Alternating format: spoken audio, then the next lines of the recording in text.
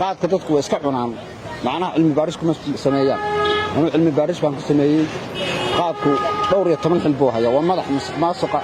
la dagaalanka dhaqaalaha marka bulshada isku dirka dadka qanaciyaha kooxan macna lahayn madaxweynaha dadka xun diiwaanjaabiyaha jiilka soo kacaya waa biyaha qoyska tabarta yar